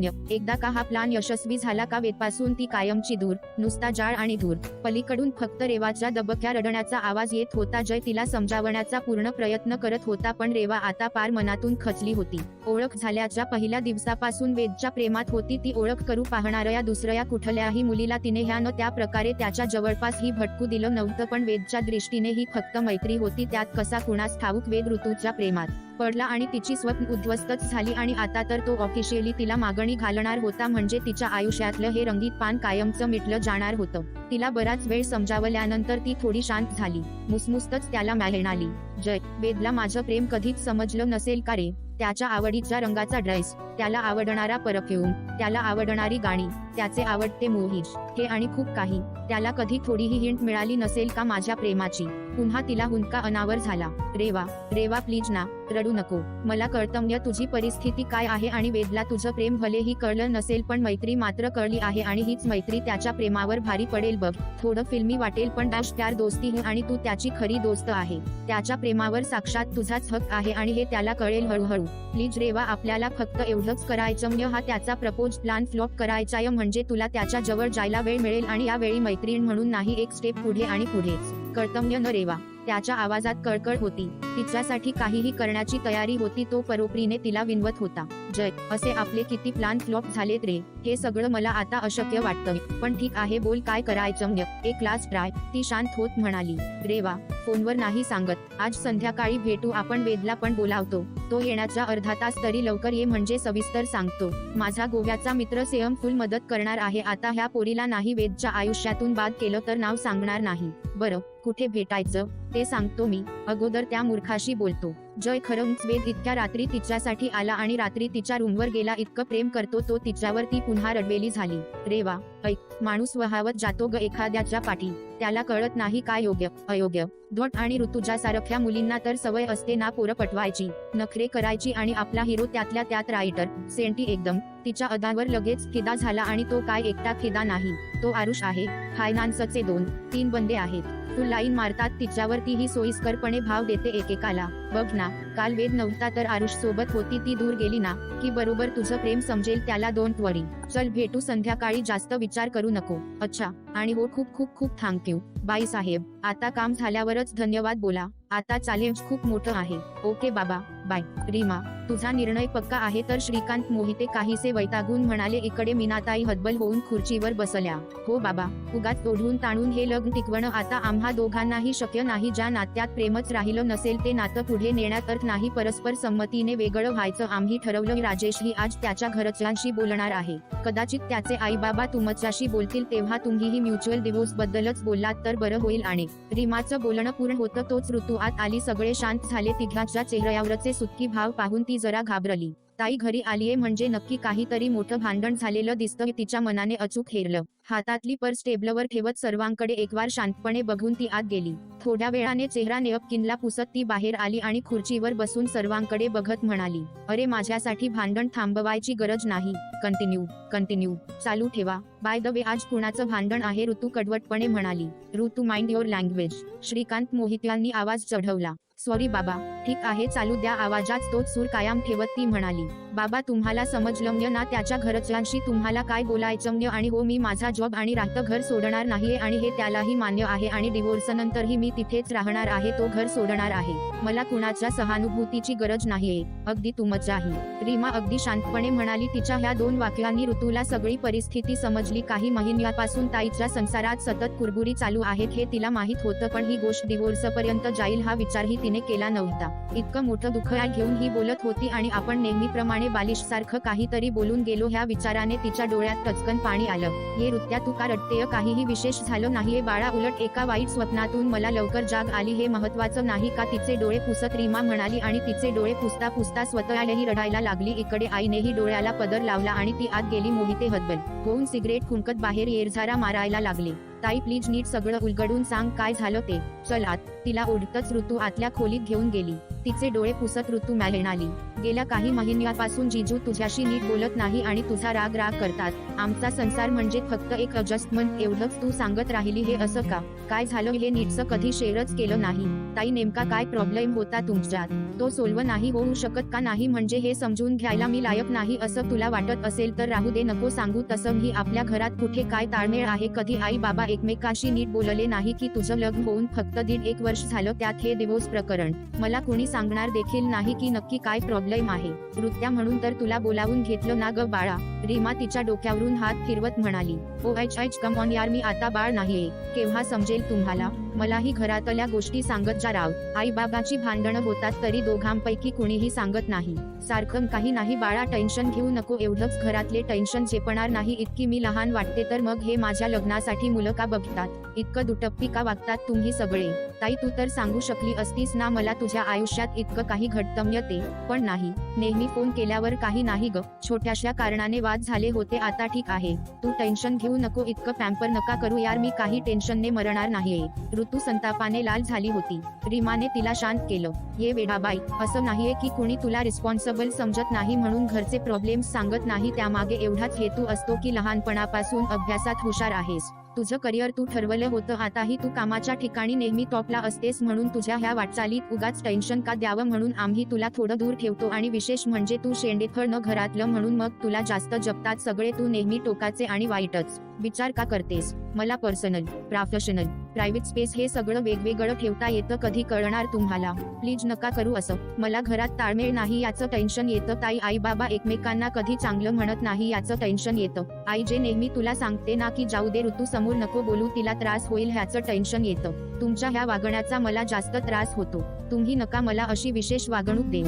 मला हे दडपण वाटतं आणि तू आता विषय बदलवू नको सांग काय झालं ते ऋतू भरलेल्या डोळ्यांनी म्हणाली हो सांगते अगदी पहिल्यापासून सांगते शांत हो एकदम शांत ऐक तुला आठवतं माझ्या लग्नात एक मुलगी सारखी पुढे पुढे करत होती तुला 1-2 वेळा जवळपास ओरडलीच होती ती म्हणून तू आणि तुझ्या मैत्रिणीने तिच्या सडल लपवून ठेवल्या होत्या आणि सडल हरवल्या म्हणून तिने पाठवणीच्या वेळी मस्त गोंधळ घातला होता आठवतेय रीमा खिडकीतून बाहेर पाहत शून्यात हरवत म्हणाली हो स्पष्ट आठवतेय ती शीश कसली माजोरडी होती गती चांगला धडा शिकवला होता तिला ऋतू मागचं आठवून किंचित हसली तीच रेवती राजेशची बेस्ट फ्रेंड त्याची बालमैत्रीण कॉलेजलाही सोबत होते ते त्यांची मैत्री त्यांच्या कॉलेजात अगदी प्रसिद्ध हे दोघं नक्की लग्न करणार यावर कुणाचंही दुमत नव्हतं आणि विशेष म्हणजे राजेशच्या आई वडिलांनी त्याला रेवतीशी लग्न करणार का असं धडधडीत तिच्यासमोर विचारलं तेव्हा त्याने सर्वांची ह्यावर खिल्ली उडवली होती रेवती फक्त माझी जिवलग मैत्रीण आहे काही बाही विचार करू नका असं तो स्पष्ट म्हणाला होता मग 3-4 कांदेपोहे कार्यक्रम झाले त्याचे आणि मी 5वी वगैरे असेल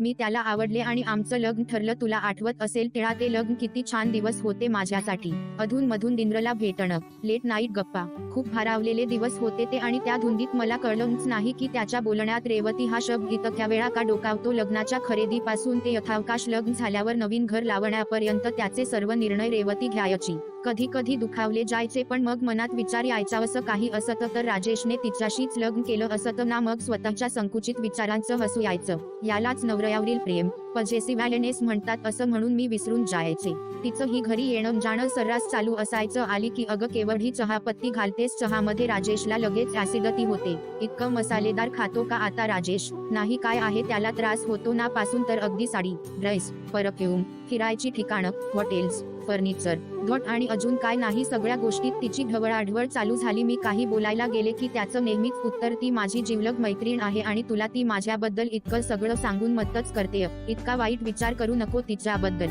पुढे पुढे तर तिची लुडबुड अधिकच वाढायला लागली. कधी कधी तर सायकोसारखी वागायची. मला काहीही खाजगी प्रश्न विचारायची. मला चीड आली. मी राजेशला सांगितलं तर त्याने तिरमिरीत तिला फोन लावला. ती चक्क नाही मॅलेटली आणि रडायला लागली. तुझ्या आयुष्यातून दूर निघून जाईल वगैरे बोलायला लागली. याने मला 2 सणसणीत थापड लगावल्या आणि तो तिला समजवायला निघून गेला. हे असे छोटे मोठे किस्से घडत राहिले. तिच्या खोटारडेपणाचे प्रत्यय मला पदोपदी येत होते, पण राजेश आणि त्याचे घरचे सुद्धा काहीही ऐकायला तयार नव्हते. हे असं कितीतरी महिने चाललं. मग एके दिवशी त्याचे काही कॉलेजचे मित्र घरी आले होते आणि घरीच पार्टी करत ते बसले होते. मी आतल्या खोलीत होते. त्याचं सगळं बोलणं कानावर पडत होतं. मी दुर्लक्ष करत होते, पण रेवती ह्या एका मुद्द्यावर त्याचं डिस्कशन आलं आणि मी कान टवकारले. एकाने त्याला खूप शिव्या दिल्या आणि म्हणाला, साल्या ती रेवती इतकं प्रेम करते तुझ्यावर, जीव टाकते आणि तू तिला नाकारलंस. तिच्यापेक्षा कोण तुला चांगलं ओळखतं रे?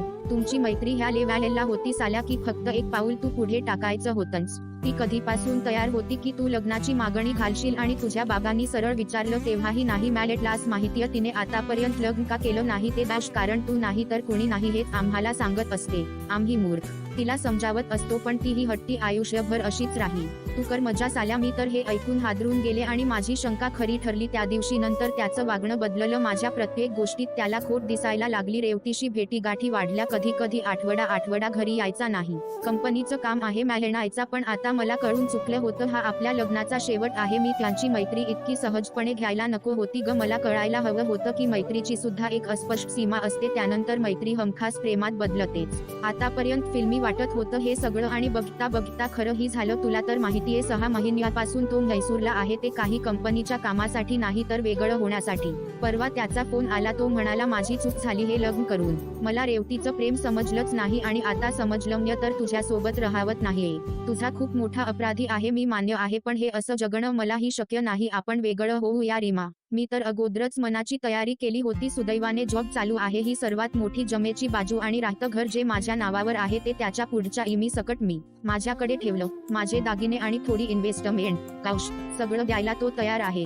फक्त मी नकोय त्याला आणि आरामात डिवोर्स मिळावा एवढी त्याची अपेक्षा. बोलून बोलून रीमाला दम लागला होता. एका दमात तिने पाण्याचा ग्लास रिकामा केला आणि उसनं हसू आणून तिने ऋतूकडे पाहिलं. ऋतूच्या डोळ्यांतून पाण्याच्या धारा लागल्या होत्या. न राहून ती रीमाच्या कुशीत शिरली. कितीतरी वेळ ती हुंदके देऊन रडत होती. तिला शांत करत रीमा म्हणाली, ये वेडाबाई, इतकं काही वाईट झालं नाहीये. आयुष्य आहे हे चालायचं. लोकांना यापेक्षा खूप मोठी दुःख आहेत. आयुष्याची घडी पुन्हा बसेलही. मलाही घर संसार मुलंबाळ सगळं हवं आहे. आयुष्याचा फक्त थोडा वेग मंदावलाय. आयुष्य संपल नाहीये. रडू नको बाळा. आवंढा गिळत ती म्हणाली, ताई इतकं सगळं झालं पण तुला कधीच सांगावसं नाही वाटलं का ग? नेहमी एकच उत्तर असायचं तुझं, थोडे वाद झाले होईल सगळं की. हे थोडं होतं का ग?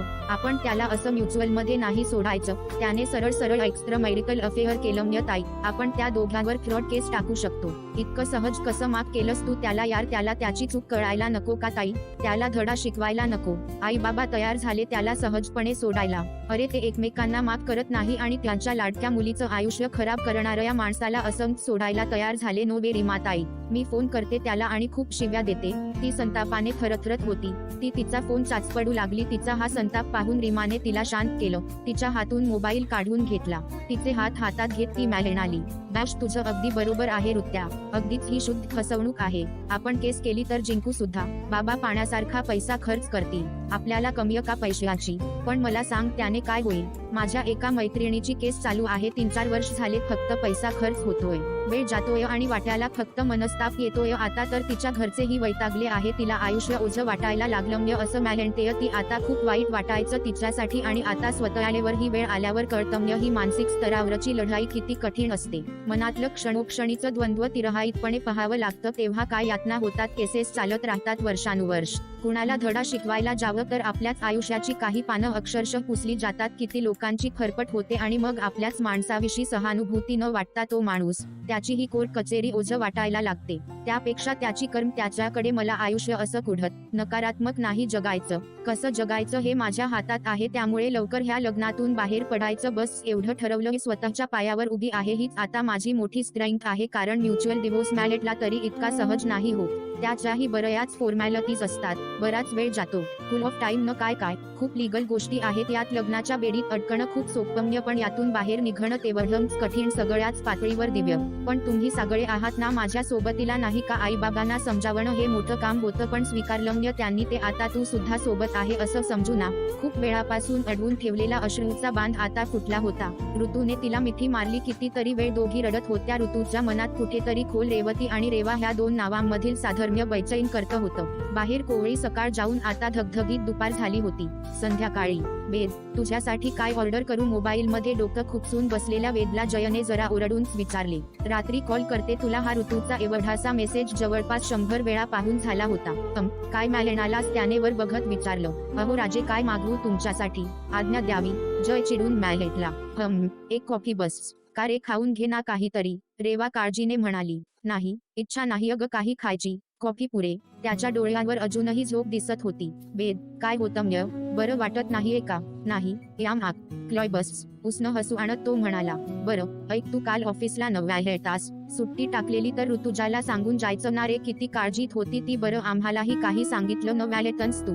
आम्ही कशी मदत करणार तिची? असं नको रे करत जाऊ. रिलेशनशिप मध्ये थोडं जबाबदारीने वागायला शिक ना. हे असं बोलायला रेवाला मनस्वी त्रास होत होता, पण वेद यायच्या अर्धा तास अगोदरच ते भेटले होते आणि जयने तिला सगळं व्यवस्थितपणे समजावून ठेवलं होतं. अगदी त्याच्या मास्टर प्लॅन सकट सगळं तिला पटवून दिलं होतं आणि ती आता बरहुकूम वागणार होती, कितीही त्रास होणार असला तरी. अरे हो, थोडा बालिशपणा झाला माझ्याकडून, पण ठीक आहे. इथून पुढे काळजी जयन. थँक्स. आणि तू आहेस ना माझं असं चुकलं की कानुघडणी करायला? रेवू, ह्या मूर्खालाही सांग ना जरा ऋतूसोबत व्यवस्थितपणे बोलायला. तिच्याकडे पाहून गोड हसत तो म्हणाला. त्याचं हे गोड हसणंच तर तिला पुन्हा पुन्हा प्रेमात पडायला भाग पाडायचं. जय, प्लीज आपल्या वेदसाठी तरी आपल्याला मागचं हळूहळू का होईना विसरावं लागेल, ती नाटकीपणे म्हणाली. थोडा वेळ गप्पा गोष्टी करून ते जायला निघाले. रेवा आणि वेदला एकांत मिळावा म्हणून जय जरा लवकर गेला. रेवा घरी कशी जाणार आहे? सोडू का तुला घरापर्यंत? तो काळजीने म्हणाला. घरापर्यंत नाही, पण कॉलनीच्या अलीकडे सोड, ती किंचित हसत म्हणाली. का ग, घराचे खरडपट्टी काढतील का? घरी सांगितलं नाहीस का तू माझ्याबद्दल? तो हसत म्हणाला. तुझ्याबद्दल, ती गोंधळून म्हणाली. अगं वेडे, म्हणजे फ्रेंड आहोत, कलीग आहोत असं काही. अहाय हो, तेच म्हणजे माहितीये की घरी, पण मला जरा काम आहे म्हणून म्हटलं, बाकी काही नाही. बोलत बोलत ते गाडीपर्यंत पोहोचले. त्याने गाडी स्टार्ट केली. ओके, नो प्रॉब्लेम, बस, व्यवस्थित बस. ती त्याच्या मागे बसली खरी, पण त्याच्या खांद्यावर हात ठेवायचं तिला प्रचंड दडपण आलं. अगं काय झालं? व्यवस्थित बस. तिने एक हात अलगदपणे त्याच्या खांद्यावर ठेवला. ही जागा आपल्या हक्काची, मानाची लवकरात लवकर व्हावी यासाठी मनोमन तिने देवाला साकडं घातलं आणि वेद असाच कायम आपल्या जवळ राहावा ह्या सुखस्वप्नात ती गुंग झाली. आज खूप दिवसांतर ऋतूने आई बाबा आणि ताई सोबत दिवसभर इतक्या मनमोकळ्या गप्पा मारल्या होत्या. तिच्या बऱ्याचशा प्रश्नांचा, गैरसमजांचा थोडा का होईना तिला उलगडा झाला होता आणि एकाच वेळी मन शांत आणि जडावलेलंही वाटत होतं. रीमाने ह्या परिस्थितीला दिलेला सकारात्मक दृष्टिकोन सगळ्यांना पटल्याने मोहिते कुटुंब जरा सावरलं होतं. बंगल्याच्या टेरेस गार्डन मधलं शांत सुगंधी वातावरण अजूनच मनाला हळवत कातर बनवत होतं. दोघी बहिणी शांतपणे गप्पा मारत तिथेच बसून होत्या. वेद फोनची वाट बघत असेल याची जाणीव झाल्यावर ती जरा बेचैन झाली. सारखं लक्ष फोनकडे जात होतं. रीमाने तिची चलबिचल ओळखली. मग काय नाव आहे त्या हडसमचं? तिने मिश्किलपणे हसत विचारलं. वेद ती भ्रमिष्ठासारखी बोलून गेली आणि दुसऱ्या क्षणाला भानावर आली. ताई, ये काय ग? ती लाजून रीमाच्या कुशीत शिरली. ऋत्या, मघाशी तुझा फोन हातून काढून मी बाजूला ठेवला ना, तेव्हाच दिसला एक हडसम मुलगा स्क्रीनवर. म्हटलं उगाच टपली टाकून बघावी, हे तर खरंच निघालं. ताई, यार दुष्ट आहेस तू, ती लाडीकपणे बोलली. दुष्ट तर दुष्ट. बरं मी इथे बसलेलं चालेल ना? तू फोनवर बोलत असताना की काही प्रायव्हॅसी हवी आहे? तिला अजून चिडवत ती म्हणाली. नाही ग, चल झोपायला. तुला ही झोप येतेय ना? मला नाही काही प्रायव्हेट वगैरे बोलायचं. एवढं बोलून ती उठली. ऋत्या, वेडाबाई, मी जाते आज झोपायला. तू ये बोलून झालं की, आणि असं तोंड पाडून बोलू नको. मयत नाही झाली घरात. सगळं छान आणि व्यवस्थित झालं काय? आणि ह्या वेदचे सगळे डिटेल्स उद्या द्यायचे मला. तिच्या गालावर एक चिमटा घेत ती म्हणाली आणि निघून गेली. लव्ह यू ताई, गुड नाईट. गाल चोळत ती म्हणाली. इकडे वेद कितीतरी वेळ उगाच फोनच्या स्क्रीनवर नजर टिकवून बसला होता. तिचा आवाज ऐकायला त्याचे कान आतुर झाले होते. कालच्या भेटीची खूप वेळा मनातल्या मनात पारायणे करून झाली होती. तिचं ते चिडलेलं लोभस रूप त्याच्या नजरेसमोरून हटायलाच तयार नव्हतं. ये यार कर ना कॉल. किती वाट बघायची? मोबाईल मधल्या तिच्या फोटोकडे बघत तो म्हणाला. थोड्या वेळाने तिथंच टेबलावर डोकं ठेवून तो झोपी गेला. बऱ्याच वेळानंतर ऋतूने त्याला फोन केला. रात्रीच्या शांततेत फोनच्या कर्कश आवाजाने तो खडबडून उठला. ऋतूचा फोन म्हणून त्याने तो गडबडीत उचलला. हे हॅलो, बोल ना, कॉल केलेला तू? शांत आणि थकलेल्या आवाजात ती म्हणाली. कॉल नाही ऋतू, कॉल्स केलेले. डोळ्यांवर पाणी मारायला म्हणून तो उठला. हो बाबा, बघितले मी. जरा प्रॉब्लेम झालाय घरी म्हणून आले. न सांगता काही सुचत नव्हतं. ती अजूनही जरा हरवलेली होती. आता बरी आहेस ना? काय प्रॉब्लेम झालाय म्हणजे? जर तुला काही सांगावंस वाटत असेल तर सांग, तो सावधपणे म्हणाला. सांगेन प्रत्यक्ष भेटल्यावर. फोनवर सांगण्या इतकं कॅज्युअल नाहीये. ओके, उद्या येतेय परत.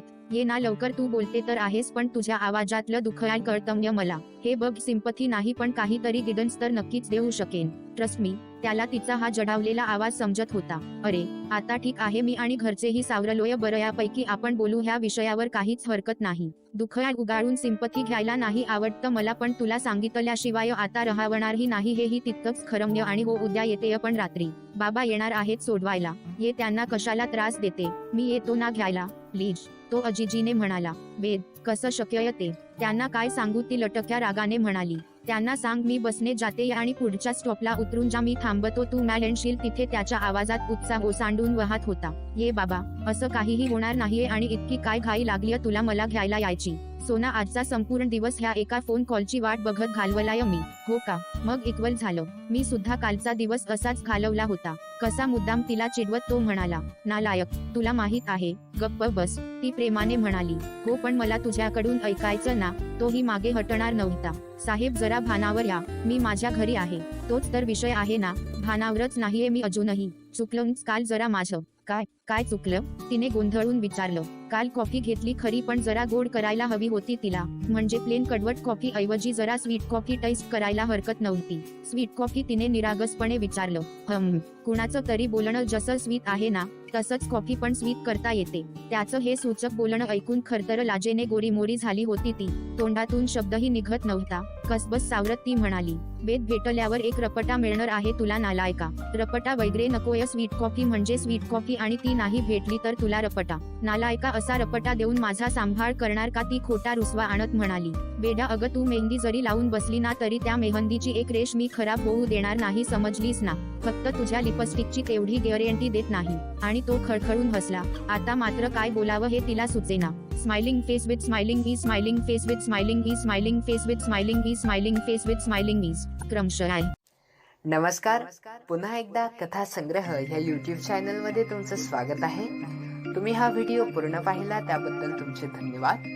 तुम्हाला हा व्हिडिओ कसा वाटला हे प्रतिक्रिया तुम्हाला कमेंटद्वारे नक्कीच करायची आहेत. व त्याचसोबत नवनवीन कथा ऐकण्यासाठी तुम्हाला कथा संग्रह या चॅनलला सबस्क्राईब करायचं आहे, व्हिडिओला लाईक करायचं आहे व त्याचसोबत बेल आयकॉनला ऑन करायचं आहे. तर चला भेटूया पुढच्या व्हिडिओत. धन्यवाद.